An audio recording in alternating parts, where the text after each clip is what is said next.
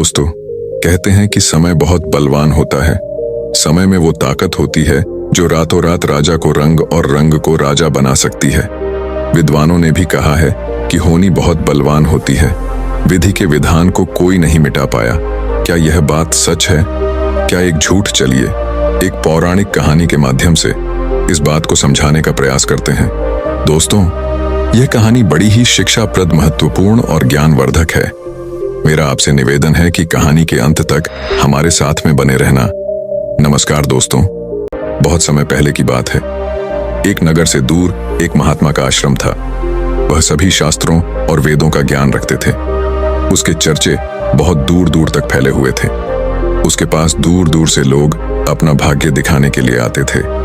वह महात्मा बहुत ही ज्ञानी थे। जिन लोगों का भी भाग्य देखकर उन्हें बताते थे, वह बात सच साबित होती थी। दूर से ही उनका भाग्य पढ़कर यह बता देते थे कि उनके भाग्य में क्या लिखा हुआ है। भूतकाल, भविष्य और वर्तमान तीनों कालों का ज्ञान रखते थे। उसी नगर में एक पति और उसकी पत्नी रहते थे। उसकी पत्नी धर्म और आस्था में बहुत विश्वास रखती थी। उनके कोई संतान नहीं थी। गांव के लोगों से सुना था कि गांव में एक महात्मा है जो किसी का भी भाग्य बता देते हैं कि उसके भाग्य में क्या लिखा है। उन्होंने सोचा कि क्यों ना हम भी एक बार उस महात्मा के दर्शन कर, और अगली सुबह वह पंडित और उसकी पत्नी उस महात्मा से मिलने के लिए निकल जाते हैं। वे दोनों उस महात्मा के आश्रम आकर रोने लग जाते हैं। महात्मा दोनों को चुप कराते हुए पूछते हैं, बेटा रो मत, तुम्हें क्या दुख है मुझे बताओ, मैं कोई ना कोई समाधान जरूर निकाल लूंगा। तब पंडित कहता है, गुरुदेव, हमारे कोई संतान नहीं है। यह दुख हम दोनों को हर दिन अंदर सिखाता रहता है। हमने आपका बहुत नाम सुना है, तभी हम आपके पास आए हैं। आप हमारा भाग्य देखकर बताओ कि हमारे जीवन में पुत्र सुख है या नहीं। फिर महात्मा कहते हैं, तुम चिंता मत करो। तभी महात्मा पंडित की पत्नी को आश्रम के मंदिर से 2 सेब लाकर देता है और कहता है, इनको आप दोनों पति पत्नी खा लेना, तुम्हें अवश्य ही संतान प्राप्ति होगी। उसके बाद वह दोनों महात्मा को प्रणाम करके वहां से अपने घर चले आते हैं। कुछ महीनों के बाद वैसा ही होता है। 1 साल के बाद उनके घर पुत्र का जन्म होता है। पंडित और उसकी पत्नी बहुत खुश थे। पंडित अपनी पत्नी से कहता है कि क्यों ना हम महात्मा को अपने घर बुलाकर उनकी सेवा करें। फिर पंडित उस महात्मा को अपने घर बुलाते हैं और उनकी सेवा करता है। और पंडित अपने बेटे का नामकरण करवाता है और उसके बेटे का नाम अर्जुन रखते हैं। तभी पंडित कहता है, गुरुदेव, आप हमारे बच्चे का भविष्य देखकर बताओ कि हमारा पुत्र जीवन में क्या करेगा। तभी वह महात्मा कहता है, अभी इसको बड़ा होने दो। जब इसकी आयु 8 वर्ष की हो जाए तब इसको मेरे पास लेकर आना, मैं इसका भाग्य अवश्य बता दूंगा। यह बोलकर महात्मा वहां से चले आते हैं। धीरे धीरे समय गुजरता गया। पंडित का बेटा अब 8 वर्ष का हो गया था।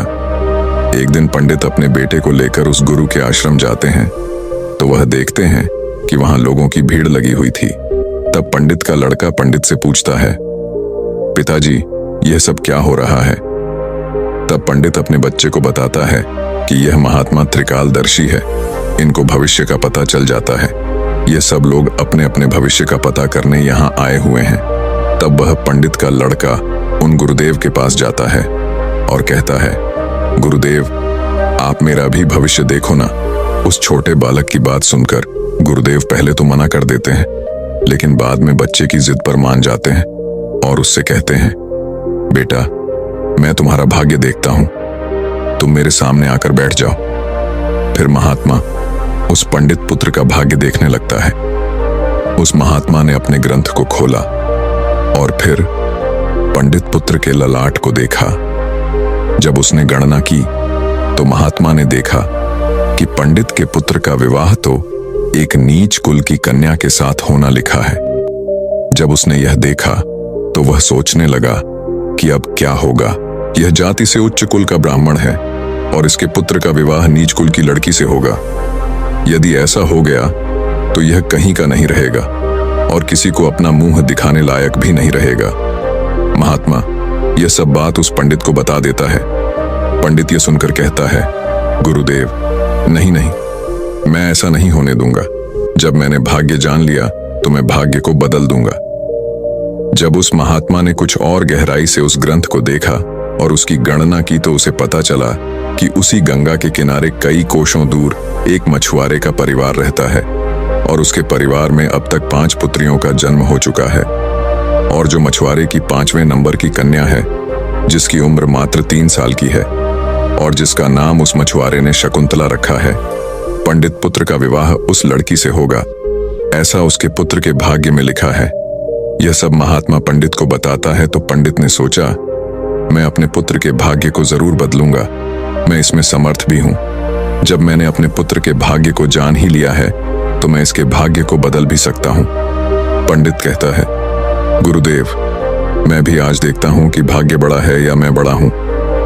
तब वह पंडित ब्रह्मा जी के लिखे हुए विधान को बदलने के लिए चल देता है और चलते चलते वह पंडित उस मछुआरे के घर पहुंच जाता है।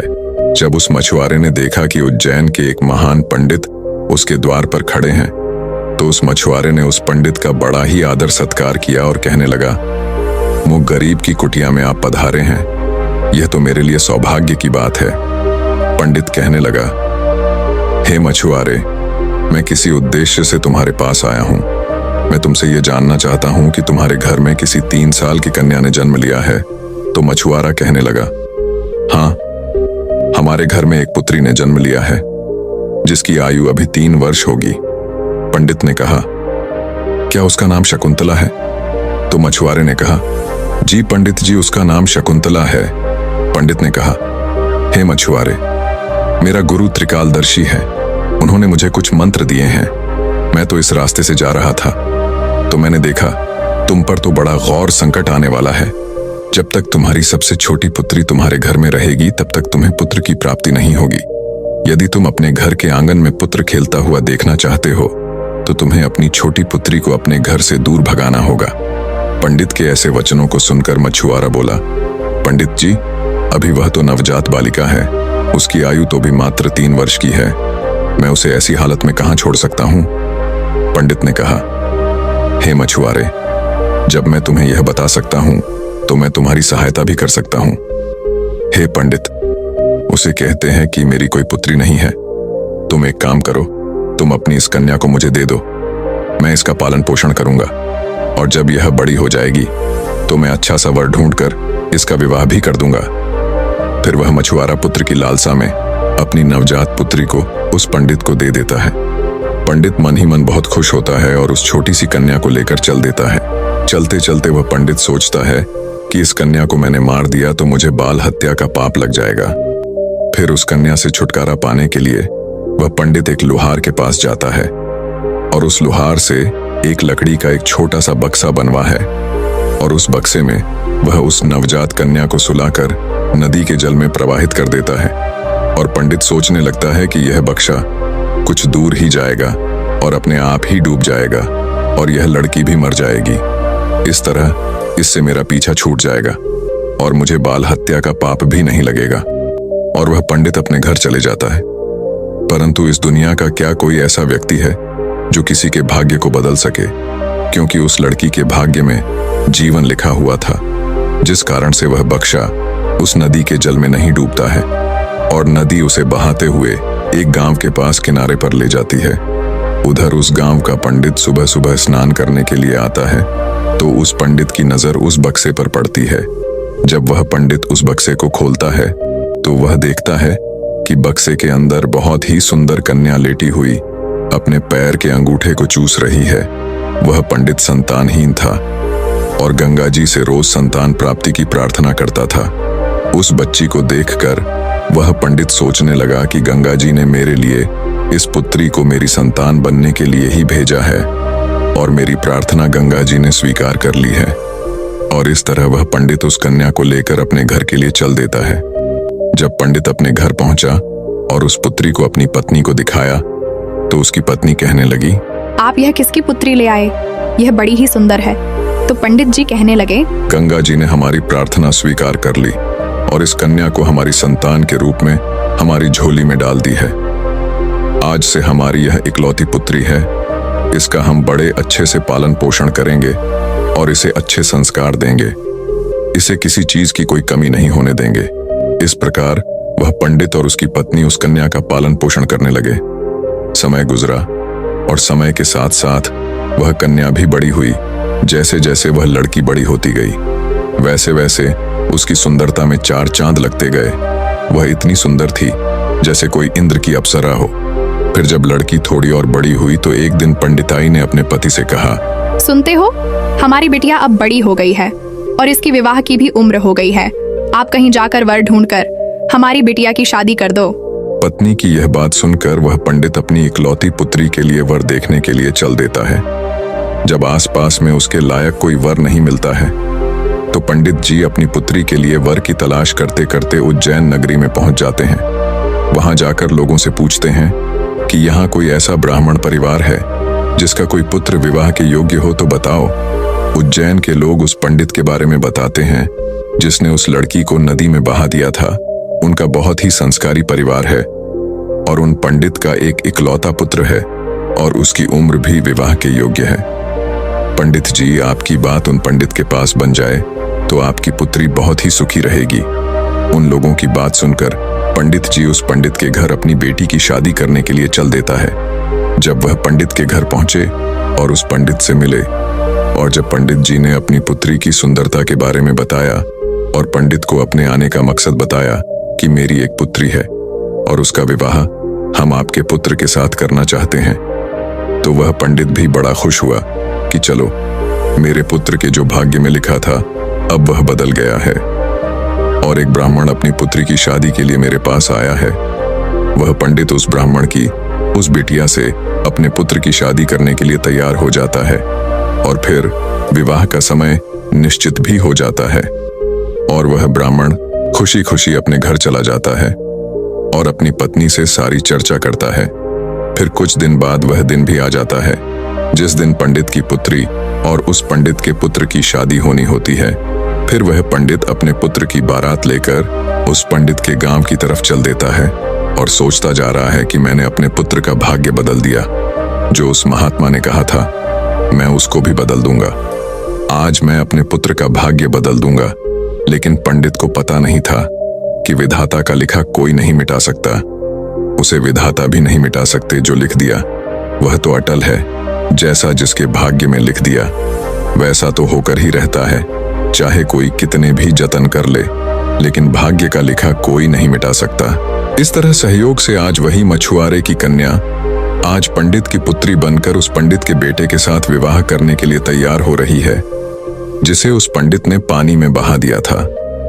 फिर उस लड़की का विवाह उस पंडित के बेटे के साथ हो जाता है और इस तरह वह कन्या पंडित के घर में आ जाती है। पंडित का पुत्र सुंदर सी पत्नी पाकर खुश था। पंडित की पुत्री सुंदर सा पति पाकर खुश थी और पंडित इस बात से खुश था कि मैंने अपने पुत्र का भाग्य बदल दिया है।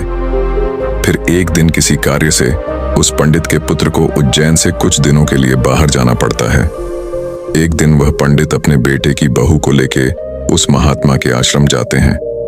उधर पहुंचकर गुरुदेव को प्रणाम करते हैं और बताते हैं कि गुरुदेव, मैंने विधि के विधान को भी बदल दिया। यह सुनकर गुरुदेव हंसने लगते हैं। पंडित गुरुदेव को हंसता देख पूछते हैं, गुरुदेव आप हंस क्यों रहे हो? तब गुरुदेव पंडित को बताते हैं, ये वही लड़की है जिसको तुमने नदी में बहा दिया था। यह सुनकर पंडित का पसीना छूटने लगा। उसने सोचा, ये तो वही मछुआरे की लड़की है जिसे मैंने मरने के लिए नदी में प्रवाहित कर दिया था। फिर ये मेरे घर में मेरी पुत्र वधू बनकर कैसे आ गई? उसने शकुंतला से कहा, पुत्री, तुम अपने पिताजी की इकलौती पुत्री हो ना? तो वह कन्या बोली, जी पिताजी, मेरे असली माता पिता तो बड़े दुष्ट थे। उन्होंने मुझे 3 वर्ष की अवस्था में ही गंगा में प्रवाहित कर दिया था और जो मेरे नए माता पिता हैं, इन्होंने मुझे नया जीवन दान दिया। जिस दिन से मुझे नया जीवन दान मिला है तब से यही मेरे माता पिता हैं। जब पंडित ने यह साबित कर लिया कि यह वही मछुआरे की लड़की है तो पंडित ने इस शकुंतला से निजात पाने के लिए एक युक्ति निकाली और अपने बेटे की बहू से बोला, बेटी, तुम पहली संतान पुत्र पाना चाहती हो तो मेरे साथ तुम्हें समुद्र पर चलना होगा।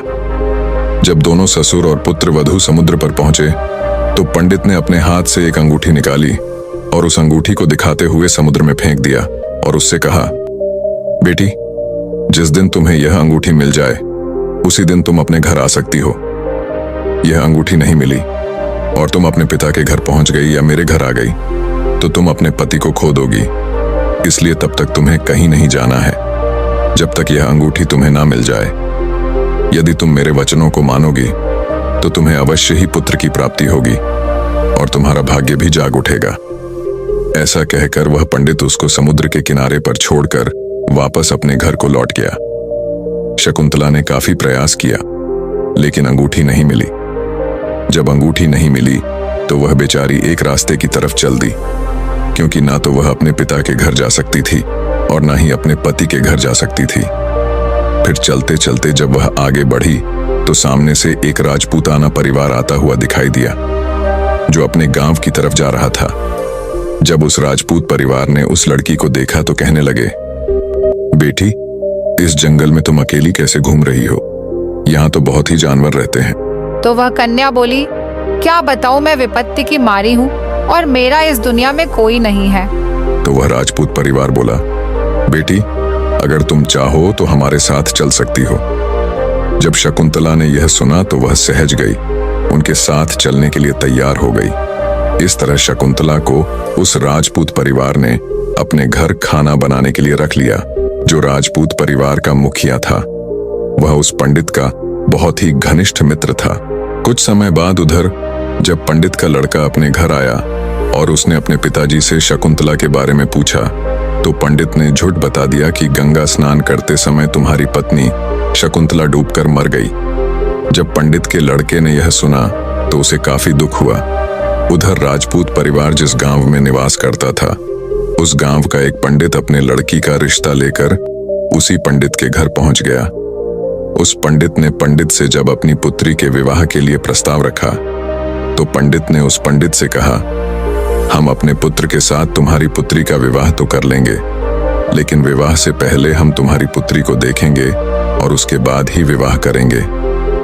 क्योंकि पंडित को डर था कि कहीं मछुआरे की वही कन्या फिर से विवाह ना कर ले जो उसके लड़के के भाग्य में लिखी है। वह पंडित उस पंडित की शर्त मानने के लिए तैयार हो गया और अपने गांव को वापस लौट गया। अब पंडित अपने पुत्र के लिए लड़की देखने को उस पंडित के गांव की तरफ चल दिए। उधर जो अंगूठी उस पंडित ने समुद्र में फेंकी थी उसे एक मछली निगल गई। एक दिन किसी मछुआरे ने समुद्र में जाल फेंका तो उसे वही मछली मिली जो अंगूठी निकल गई थी। उस जाल में वह फंस गई। मछुआरा पकड़ी हुई मछली को बेचने के लिए वहीं पहुंच गया जहां वह राजपूत परिवार रहता था। परिवार के मुखिया को मछली खाना बहुत ही पसंद था, इसीलिए उस राजपूत ने उस मछुआरे से उस मछली को खरीद लिया और उस मछली को ले जाकर शकुंतला से कहा, बेटी, क्या तुम मेरे लिए मछली पका दोगी? तो शकुंतला बोली, जी पिताजी, मैं मछली तो नहीं खाती हूँ, लेकिन आपके लिए जरूर बना दूंगी। इस प्रकार वह मछली लेकर रसोई में काटने लगी। जब शकुंतला ने उस मछली को काटा तो उसके पेट में से वही अंगूठी निकलकर जमीन पर गिर पड़ी। जब शकुंतला ने उस अंगूठी को देखा तो वह पहचान गई और अंगूठी पाकर बहुत खुश हुई। उधर वह पंडित अपने पुत्र को लेकर पंडित के गांव में पहुंचा और अपने बेटे से कहने लगा, हे पुत्र, इस गांव में हमारे घनिष्ठ राजपूत मित्र रहते हैं। पहले हम उनके पास चलते हैं, उसके बाद हम तुम्हारे लिए लड़की देखने पंडित जी के घर जाएंगे। पंडित के बेटे ने जब अपने पिता के ऐसे वचनों को सुना तो वह बोला, पिताजी, जो आपको अच्छा लगे वैसा ही कीजिए। फिर वे दोनों उस राजपूत के घर पहुंचे। राजपूत ने जब अपने मित्र पंडित को आते हुए देखा तो वह भी बहुत खुश हुआ और उनका पहले की भांति आदर सत्कार किया। आदर सत्कार करके उन्हें अपने पास में बिठाया और उसने शकुंतला को आवाज दी, बेटी, हमारे मित्र आए हैं, जरा उनके लिए पानी का इंतजाम करो। जब शकुंतला पानी लेकर आई तो शकुंतला ने पंडित को देखा, पंडित ने शकुंतला को देखा। फिर जब पंडित के लड़के ने शकुंतला को देखा तो वह कहने लगा, पिताजी, आपने मुझसे झूठ क्यों बोला कि शकुंतला मर गई? मेरी पत्नी तो जिंदा है और यह आप जानते हैं, और यह जानते हुए भी आपने मेरा विवाह किसी अन्य लड़की से करने की कैसे सोची? तो वह पंडित दुखी मन से कहता है, पुत्र, मैं भटक गया था। मैं विधाता के लिखे भाग्य को बदलने के प्रयास में इतना नीच कर्म कर बैठा कि कुछ पूछो ही मत। फिर उसने पूरी कहानी सभी को सुना दी और कहने लगा, मुझे अपने ऊपर कुछ ज्यादा ही घमंड हो गया था, जो विधाता के लिखे को मिटाने चला था। मैंने लाख कोशिश की, लेकिन हुआ वही जो तेरे भाग्य में लिखा था। यह कहकर उसने अपने बेटे की बहू से माफी मांगी और आदर सत्कार से उसे घर लेकर गए। दोस्तों, विधि के विधान को कोई बदल नहीं सकता, जो लिखा होता है वह जरूर होता है। दोस्तों, आपने आज के इस वीडियो से क्या सीखा, वह मुझे आप कमेंट में बता सकते हैं। इसी के साथ में उम्मीद है कि आपको आज की वीडियो पसंद आई होगी, तो इस वीडियो को उस इंसान को शेयर करें जिससे यह कहानी सुनने की जरूरत है, और उसी के ठीक बाद चैनल को सब्सक्राइब करें। तो चलिए फिर मिलते हैं ऐसी एक और नई वीडियो में एक नए मैसेज के साथ। तब तक के लिए अपना ख्याल रखें। धन्यवाद और नमो बुद्धाय।